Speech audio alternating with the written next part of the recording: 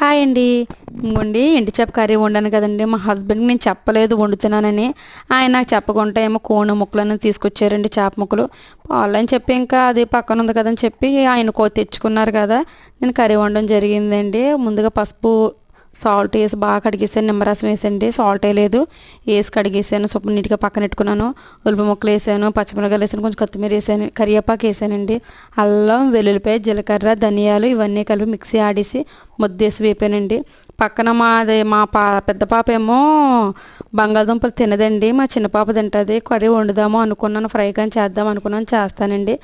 ఆ తర్వాత ఇది ఫ్రై అయ్యే లోపలనే ధనియాల ముద్ద అయ్యే లోపలనే ఉల్లిపాయ టమాటా ముద్ద వేయడం జరిగిందండి. అది కూడా బాగా వేగింది, పచ్చివాసన పోయింది. పక్కన పసుపు ఉప్పు కారం వేయడం జరిగిందండి.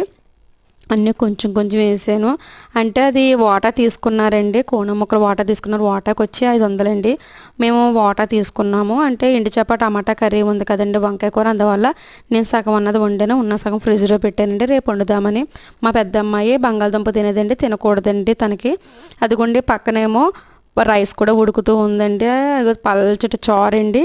పక్కనేమో ఎండు చేప వంకాయ టమాటా కర్రీ అండి. మళ్ళీ నేను చెప్పలేదు, ఎప్పుడుదో అనుకుంటారని వీడియో నేను చెప్తానండి. ఆ కర్రీ చారునండి. అదిగోండి చేపల కూర అవుతుందండి, కొద్దిలాట ఉడికిపోతుంది. కొంచెం అంటే కొంచెం నేను చింతపండు పుండు పిసికేసానండి, చేప ముక్కలు కూడా వేసాను. తర్వాత నెక్స్ట్ కొత్తిమీర వేసానండి.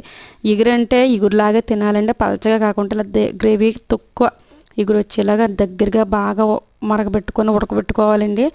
ఉడకబెట్టుకున్న తర్వాత తినాలండి. చేప కూడా చాలా బాగుంది. లైక్ చేయండి, సబ్స్క్రైబ్ చేయండి, షేర్ చేయండి. మీరు ఈరోజు ఏం కర్రీ వండుకున్నా నాకు కామెంట్ చేయండి. ఎంత బాగా వచ్చింది చూడండి, చాలా టేస్టీగా ఉన్న కర్రీస్ అయితే. బాయ్ అండి.